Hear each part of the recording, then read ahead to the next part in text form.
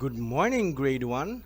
Our lesson for today is about recognizing action verbs.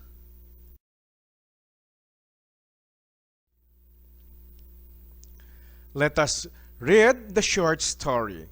Let us use the picture to guide you in completing its statement.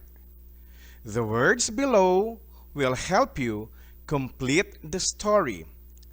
Take, read, ride, study, say, eat, kiss, wake, play.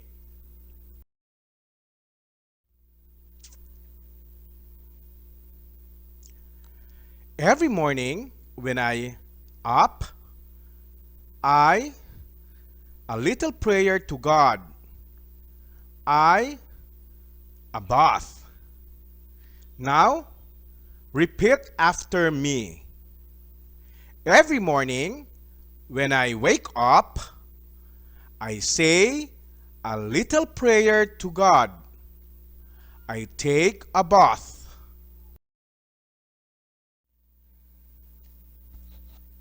I my breakfast. I my mother goodbye. I the bus to school. Now repeat after me. I eat my breakfast. I kiss my mother goodbye. I ride the bus to school.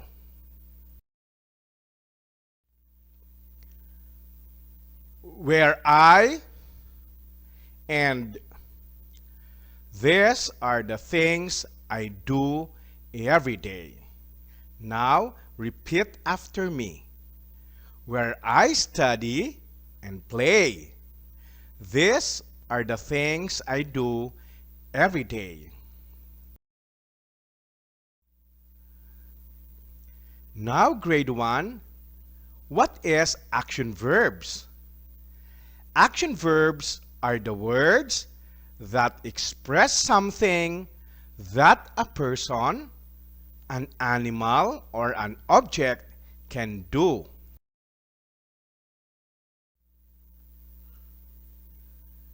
Now, therefore, the words below are all action verbs. Again, take, read, ride, study, say, eat, kiss, wake, and play are all action verbs.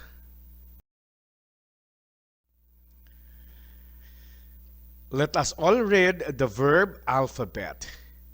A, ask. B, beg. C, clap.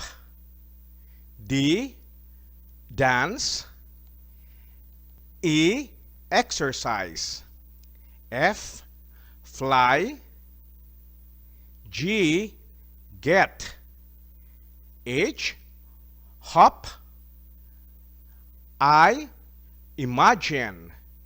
J, jump. K, kiss. L, lip. M, march. N, nap.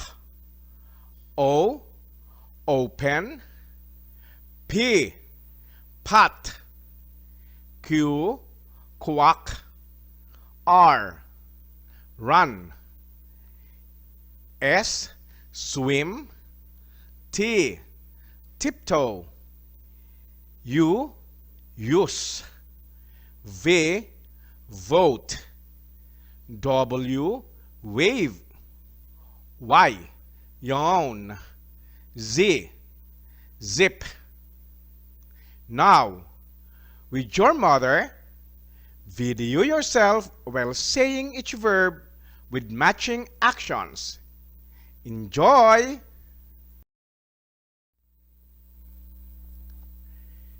Thank you, grade 1, for listening, and God bless you. See you again next time.